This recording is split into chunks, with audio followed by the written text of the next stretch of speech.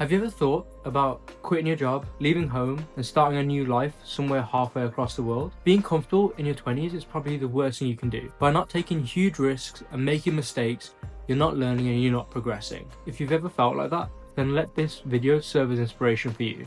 Because on Monday, I'm going to San Francisco for 3 months to live the Silicon Valley dream.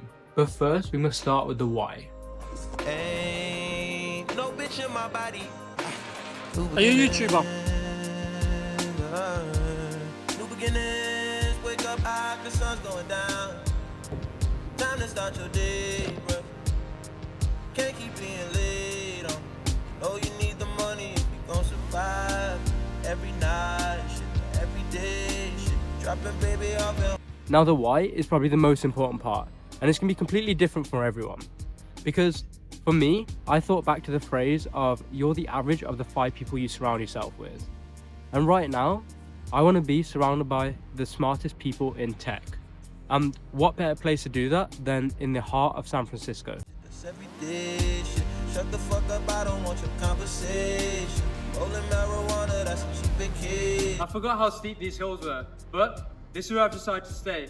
908 co-living.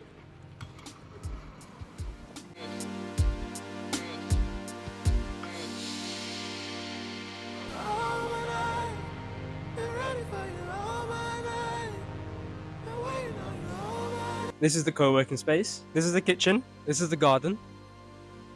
And this is my bed.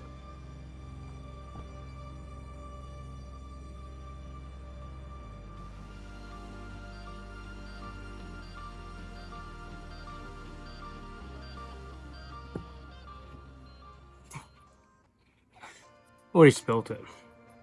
Great. So if it's not obvious already, I decided to stay in a shared living space. And a shared living space is a bit like co-living, where it's a bit like a hostel, but the differences between a hostel and this place is it's clean, and maximum there's only 2 in one room, and thirdly, everyone is here for a long period of time rather than just like one night. Minimum is like a month, and then maximum is like maybe 2 years. So far, it's been such a great experience. I've actually stayed here before. The last time I was in SF for a month, and this time I'm here for 3, and I came back to the same place.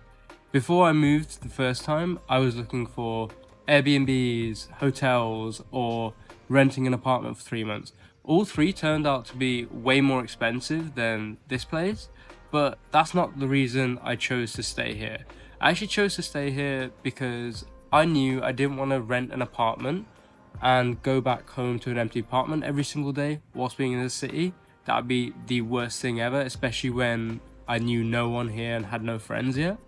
And secondly, I didn't want to be in a situation where I was paying so much money for a place that I'd only go sleep in. I wanted to be out exploring SF, working from different offices, meeting different people, and I really just needed a place to stay. But the benefits of being in a place where there are other people who are thinking like you, working like you, and all ambitious, it gives you a goal, and also it makes it so much easier to make some friends really quickly in a completely new place, rather than just going back to your own apartment. So if you're moving to a new city, I really recommend you check out co-living.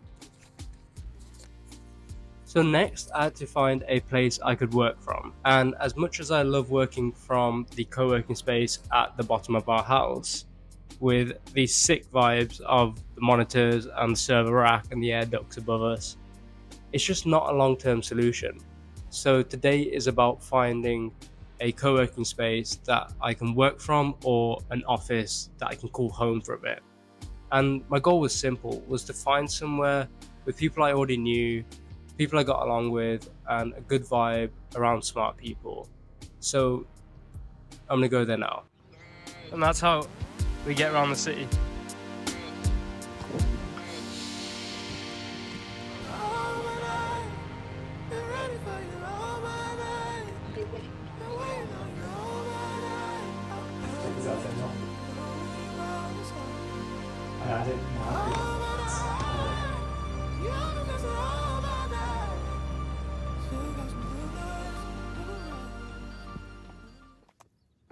Okay, so let me just explain what happened. I just came back from the office, and no, it's not my office. It actually belongs to my friends, Samraj and Samuel. I met Samraj the last time I was in San Francisco, and he's this cracked YC founder, and essentially now they are literally changing the way designers and product managers will work with their UI UX for all SaaS platforms. And honestly, I think it's going to be absolutely huge. But that's not the point. The point is that they've let me come and work from their office for a bit. And I'm so grateful for that. Because one of my goals being in San Francisco was to surround myself by really intelligent people. Because I'm there sitting, hearing their conversations, learning from them, and it's just something you don't get in the UK. You also don't get that excitement from people building and willing to let you just work from their place. And that takes me on to meeting friends. When I first came here last time, I kind of fell into the trap of making transactional relationships.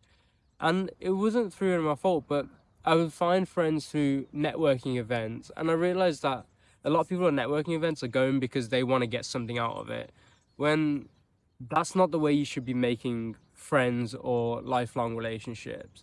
Really, you want to build a connection up with people. But how would you meet those people in the first place? What I did the last time I was here was I would literally find someone on X, Twitter, or LinkedIn that I knew I had something in common with, whether it was starting a company, whether it was culture, whether it was age, whether it was they were from the UK. I would just drop them a message and I'd ask them if they want to go for a coffee. A quick 30-minute walk and a coffee, nothing too intense. Just help me like build a vibe for people. And honestly, I've made some super cool friends that I think I'd stay in touch with the rest of my life doing that. And yeah, not everyone will reply to you, but a few people will. If you're in a big city, you can just do it. Anyone you see online, just drop them a message. And if they don't reply, they don't reply. Like half the time, they're not going to even see your message. Putting yourself out there, or going to a nicer gym and just going up to someone and asking how many sets have they got left, and like go into a conversation. I also think I'm at a slight advantage because I have a British accent in America, which has been a godsend. But it is good that the Americans don't know that my British accent is actually from Birmingham, not anywhere nice in the UK. I'm really enjoying my first week back in the city. It's winter here and I'm able to sit out here in a jumper, so nothing compared to the UK. And just enjoying the vibe. Please comment down below if you like this style of video. This is quite new to me. I'm trying a few different things, as you'll see in my upcoming videos. And subscribe, like, comment, I don't know, whatever YouTube lets you do. And I'll catch you in the next one.